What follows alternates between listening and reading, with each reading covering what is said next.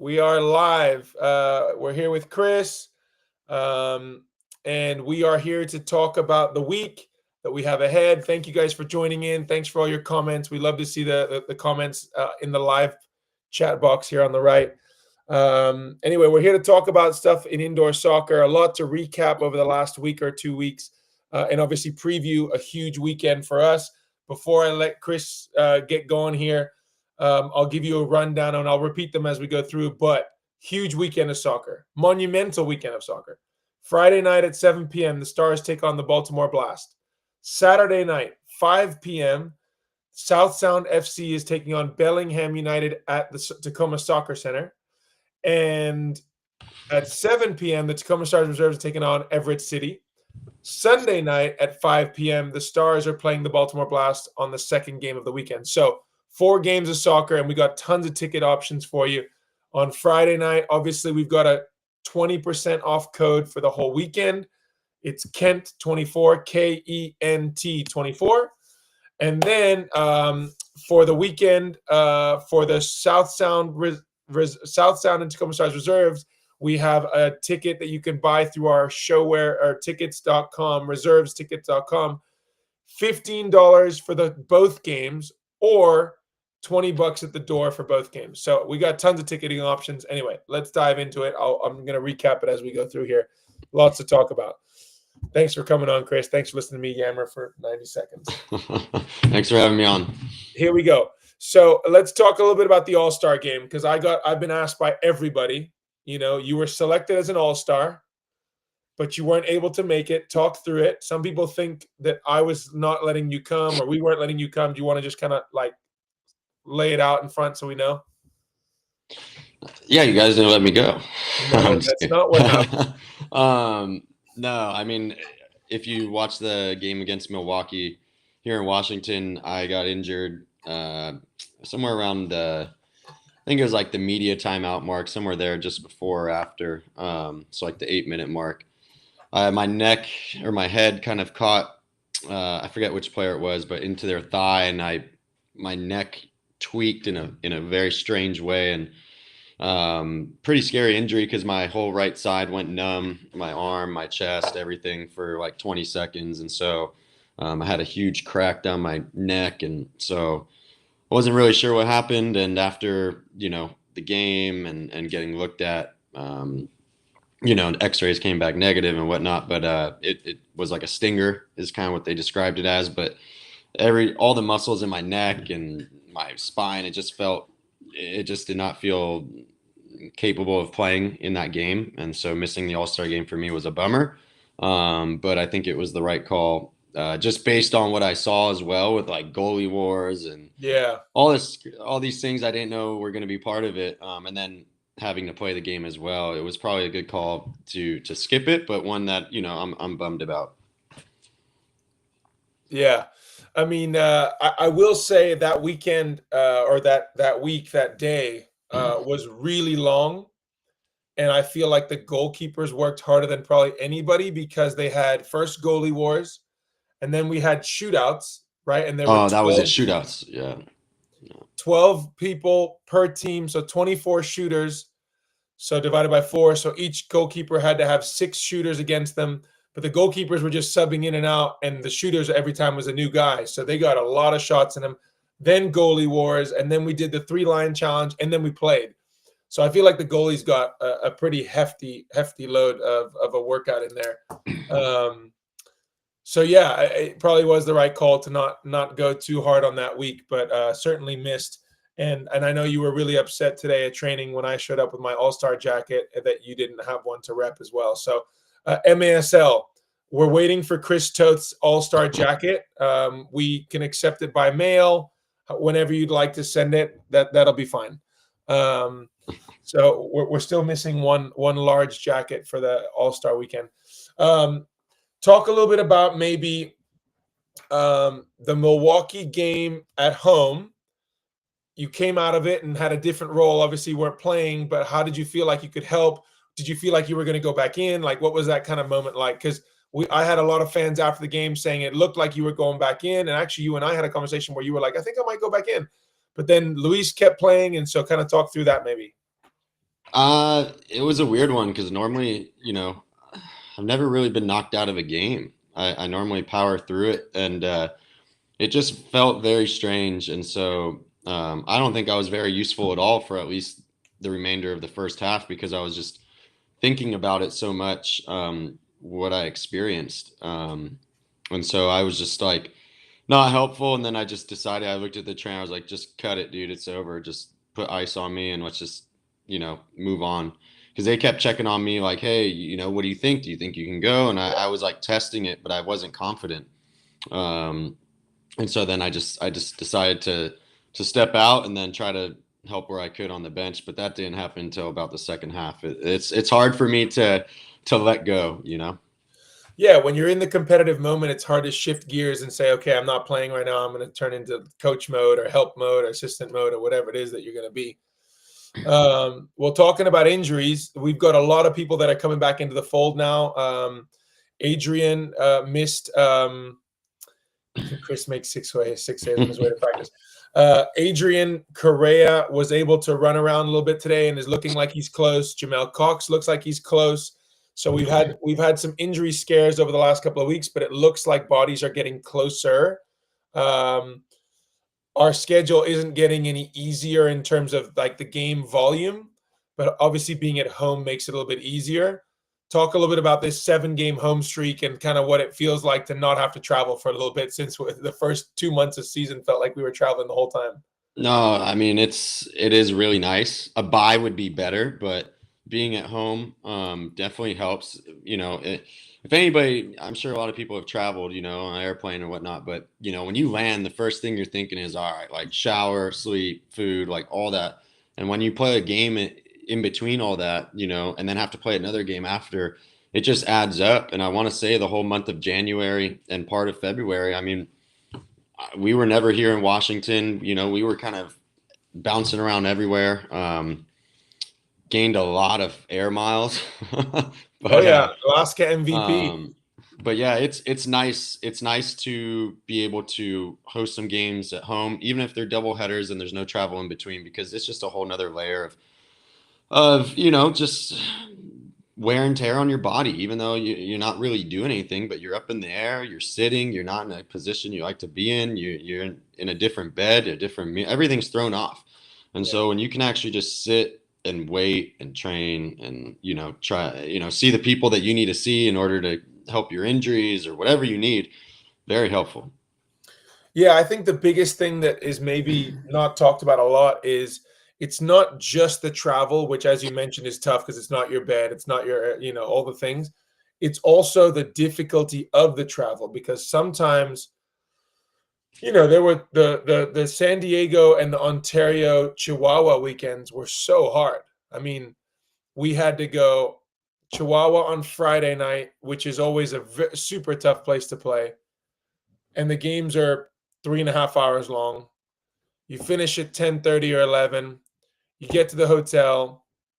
You've got two options. You can either go home first thing in the morning, which is what you and I did on the second trip, where you have to go routed through Guadalajara and then Guadalajara to TJ, Yeah, TJ which over is the border. it's like 3 hours south of Chihuahua, so we're going in the complete wrong direction to go in the correct direction. Yeah. So you can either do that, or you can take an 11 p.m. departure flight straight to Tijuana and walk the border and get in at 1:30 or 2 in the morning. So it's not just that you're traveling. It's not just that you're playing hard games and playing tough teams. It's also the difficulty of that travel. I just did the Utica trip, and for us West Coasters to go to the Utica trip, that's tough. That is a tough trip, because it's not just, oh, I'm going to New York. It's I'm going all the way across the country. But Utica doesn't have its own airport, so you're going to Albany or you're going to Syracuse, and either one of them, Albany's an hour and a half drive, Syracuse is an hour drive. So you're like in between them, and you have to tack that on. So there's just a lot of unforeseens that people might not realize how difficult travel in this league really is. In terms of Tacoma or the Stars, it's actually not that bad, because Kent is 15 minutes from the airport, and SeaTac is a pretty big main hub, so it's not that difficult coming into it. But some of the places we play are very difficult to travel in and out of, and it makes things very, very complicated for us. So being at home, I think, is a huge layer, and also just the frequency of training. Like, we can actually train. We have time to actually train, um, which we don't usually get a lot of, because when you're traveling, it's okay, game on Sunday, you're home on Monday, and you're playing it on Friday. So you got to take Tuesday off. You probably have a Wednesday's light. Thursday, you're trying to get your body back around it. And then Friday, you're playing again. Saturday off, Sunday again. So just being at home is nice. And talk a little bit about the Harrisburg weekend and how that felt, and what kind of like what happened and how you feel about that weekend. Well, it was a huge weekend for us, and it was also a huge weekend for them. Two teams kind of in the same spot, fighting, to stay alive. And for me, it was a big one because I had just been injured and I was unsure if I was going to play or be healthy enough to play. But it for me, it was like a playoff type match because the season's on the line, and for me, in a playoff game, I'm going to play through anything.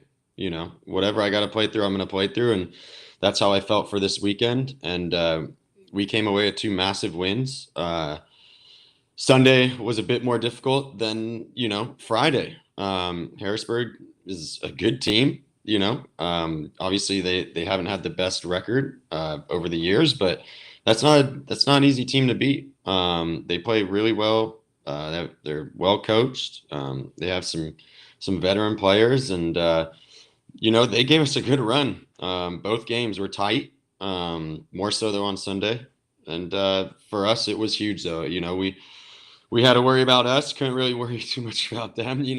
That's on them. But we need the 6 points, and we got them. Yeah, I think the biggest thing was we needed to get the 6 points out of the weekend. I think we talked about it in the locker room, but obviously last year, regardless of how well we ended, one of our slip-ups on our way to that massive win streak was the second game against Harrisburg. Mm-hmm. The first game we beat them, I think, pretty handedly. It was like 11-2. I just saw it was 8. I think it was 8-2 last year. 8-2. Yeah. So pretty resounding win in the first game, but then the second game was an overtime win. Stefan scores a left-footed bomb in overtime, and when we were doing the math at the end of the year to try to have a home game versus having to go to Chihuahua, that was a big one. That extra point really hurt us, right? And that was one that we remembered later and felt like we should have dropped it. And again, credit to Harrisburg that when the game looked like it was kind of in the balance on Sunday, and it was kind of ours, they still had juice in the tank to chase the game and try to make it a nightmare for us. And to be honest, the last minute was stressful. It was tough. Where indoor soccer games are hard to win. Anybody who tells you that they're easy to win, they're hard to win. So there's so many stopped moments when you can draw something up and do something and a play changes. So it was a tough one, but we needed to get the 6 points, and it really makes a massive difference to us. And obviously hosting Baltimore after picking up 2 wins is going to help us as opposed to coming into it, because when you're losing games, as you know, and as we know, when you're losing games, it's hard to find the way out. But when you're winning games, things just seem to feel easier for you. And that's how training has been this week too. It just feels like things are easier for us because we just won 2 games. Again, yeah, it's one of those that it was a really big one for us. And like I said, credit to Harrisburg for having that much juice in the tank to come after us and still try to make it a game at the end of the game. So I think that's a big one. And I think that it's a weekend we'll look back on hopefully in a couple of weeks and say that was a big moment for us this year.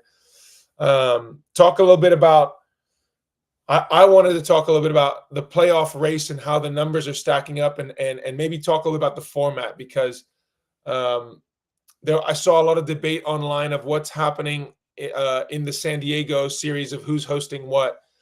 My understanding, and the league's sent out, is Friday night, 1 plays 8, 2 plays 7, right, in the playoffs. Mm-hmm. Saturday night, 3 plays 6, 4 plays 5, and then Sunday will be the winners of each match will face each other. And the only benefit of the coming in first and second is that you get to have 1 day of rest. 1 and 2 will get to rest on Saturday. And 3 and 4 will have to play on Saturday and Sunday, as opposed to Friday, Sunday. What if eight beats one or two? If 8 beats one, then we play on They Sunday. still get the rest, obviously. Yeah, the rest is the rest. Yeah.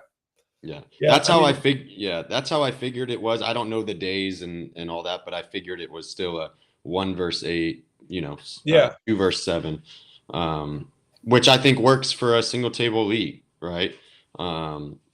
And that's the one thing, this league has always changed the playoff format, which I don't like. They just need to keep it to one thing, whatever it is. And then that way you already know, the season ends, you go, okay, next year we need to make the top 8 and we're in the playoffs. But every year it changes. And so it's difficult. And that's what, there's all this confusion. But so if I were to ask you to change one thing in the league, that would be it wouldn't be the goalkeeper rule. It would be the playoff format. I would change the goalie rule. I don't mind it what it is now, but I would change it just so, I don't know. I think the goalkeepers can get the ball, What would you say? What would your rule be?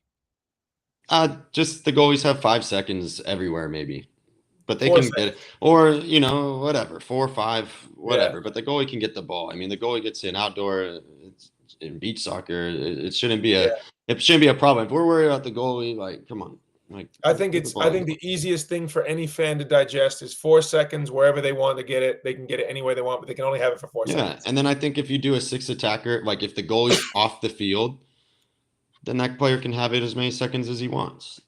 Maybe something like that at least the attack, But I think the complicated part with the 6 attacker now is that play that you've been trying to kind of alert referees to, which is where the 6 attacker kind of comes back over the half as they've possessed it and gone back, and then comes back over. It's just too much confusion, I feel like. But let's just make the rules our goalies and leave the goalies alone. That was Neto's thing. Neto's like, let us play, man. Let us play. So I think the playoff format with the 8-team format in a single location, obviously the 2 finalists from that weekend will come out and play a home and home, home series, home and home series at their own venues after. But I think the only thing with the 1 through 8, which is my thing, is it's tough with the 1 through 8 if we don't have a balanced schedule in a single table, because in a single table, your schedule is the biggest defining factor of anything that you can have. So if it's a single table and you have an easier schedule, you're almost automatically going to make the playoffs or going to enter the playoff race because the schedule is much more accessible. So if your schedule is tough, a single table makes it difficult for you because you don't know. That's why the divisions kind of work sometimes, because you could say, okay, well, everybody in my division's played at least these same 6 teams 3 or 4 times. Okay, then we're all kind of on even keel. Now with the single table, it's not really even keel. I think where this league needs to go, in my opinion, if there's one thing I would change, would be everybody plays each other home and away. And you figure out the travel so that you can go, KC and St. Louis or whatever, but everybody plays each other home and away. I think once that happens, you'll have real parity in the league, and you'll be able to say, this team's the best, this team's over here, this team's this. Well, when the reason for a single table is to determine who is the best 8 teams, right? And so when you're not playing everybody, which we're not playing everybody, and I'm sure all the teams aren't playing everybody, right, at an even amount, then you don't get that, and then that's why we have problems traveling in this league, right, going from here to there, A to B. So that's why divisions make more sense, right? We're not competing against Dallas and St. Louis and Harrisburg and those teams because they're in their separate division, right? We don't have to worry about their schedule. But then now, in a single table, you're looking at it all. Yeah, and the funny part for us in Tacoma is that we have to fly to everybody no matter what. Yeah, there's no driving. So it's always funny every year when we play San Diego 6 times and Ontario 5 times. When we go, flying to San Diego or Ontario is really no different to flying to Texas or St. Louis. It's not that big of a difference. It's a little bit of a shorter airplane flight, but it's not that big of a thing. So it's an interesting one. But I'm excited to see kind of how these weeks pan out, and we're kind of getting back to the business end of the season where teams are going to start placing. And I think that that extra day of rest in the playoffs is going to really make a big difference. And the number 2 slot and number 1 spot are not fully taken yet. I mean, I think they're No, still there. no. Everything's very much up for play. So I think it'll be really interesting to see how it pans out, who goes where. Let me do a ticket recap here since it's going on. We play the Baltimore Blast Friday night at 7:05 p.m. and Sunday at 5:05 p.m. Using Kent code Kent24, 20% off at discount, and TacomaStars.showware.com is the ticketing site that we have. So that'll get you 20% off Friday at 7, Sunday at 5. On Saturday, our reserve team will have a semifinal of the Whistle, the league they're in. One semifinal will be at 5 p.m., all hosted at the Tacoma Soccer Center. South Sound versus Bellingham, and Stars Reserves versus Everett City. That's at 5 and at 7. The doors open at 4, so you can get in there. Also, if you're coming to watch the Stars game this weekend and you won a auctioned jersey, the super cool Valentine's Day jersey, you can pick that up at the merch stand at Showware on Friday or Sunday. We will have it there for you. So if you want to pick it up on Friday because you want to wear it on Friday, it'll be there waiting for you. So don't forget to pick up your jersey. They were awesome. I thought they were really, really cool. And obviously, you live with the person who designed them. So Alessandro Canale designed them and did a really cool job putting together some really intricate things. If you guys couldn't see it online, they were sweethearts, like the little circular sweets that, anyway, they have little writing on them. And the writing is all "You're a star" and "I love you" and "Happy Valentine's Day" and stuff. So he did a great job. Yeah, they're really cool. Really cool. I think the goalie jersey was maybe the coolest one. Yeah, it came out nice. We were looking at it, and he started messing with some colors. And I think it was Kayla, my wife. She goes, "Try black," and then the black and pink, and it was like, "Oh, okay, looks good." Yeah, it looked really good. Yeah, really, really good. So that was really cool. And obviously thank you to ProTime for making those cool jerseys for us. So yeah, if you bought one, pick it up at the merch store. We are pumped for people to wear those jerseys. Actually, one of the kids that I coach on the 2010 Valor team bought mine, and so I signed it for him on the field. And he was too embarrassed to ask me to do anything personalized, so I literally just signed it. I was like, "You want me to write something since I know who you are?" And he's like, "No, just sign it." So anyway, yeah, this weekend's a huge weekend for everybody. Obviously, the Stars had an undefeated season in the Whistle. They're looking to go back and win it again in the semifinal. And the final will be played on March 1st. Obviously, if the reserves were to win tomorrow, or Saturday, sorry, they would be able to host as the undefeated team in the Whistle. So it would be at the Tacoma Soccer Center. So Soccer Center on Saturday, Showware Friday, Sunday.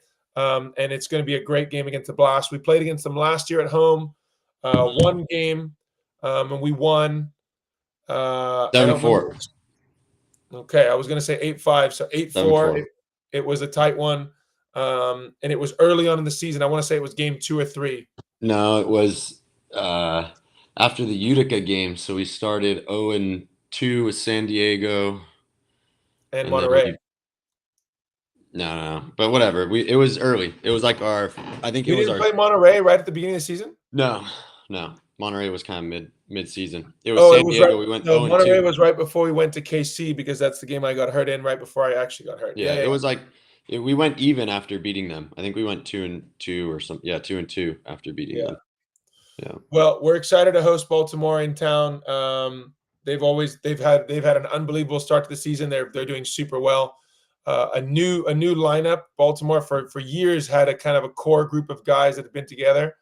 Tony Donatelli, Adriano dos Santos, a lot of guys that have been on that team for a long, long time, putting up incredible numbers. They've still got some remaining players from that team. Obviously, Juan Pereira, Melo, and Zierhofer in there, who's been there for kind of a group that they've had together for a little bit. But yeah, it's going to be a fun game. They're high paced. They got some young guys in there, some high paced players, so it'll be a good back and forth. Yeah, no, they got a really good team. I mean, I've been watching, video on them, watching the Utica game, and They got a good team. You know, we're gonna have to be really prepared and ready for a grind because they're gonna bring it. Yeah, very good team, and they're in form right now. So, yeah, I mean, other than that, talk really quick about maybe how you prepare yourself physically in this part of the season. Do you feel like this part of the season is the moment where bodies start to break down? Is this the moment where you start to like re-ramp up? Is it a down?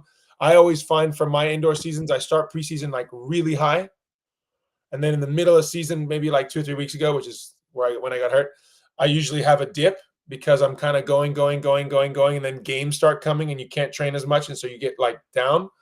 And then usually like in 2 weeks' time, there's a big uplift again because we go back at it. Where do you think you are in your physical preparation for the season? Right now, I'm in the dip. I know I'm in the dip.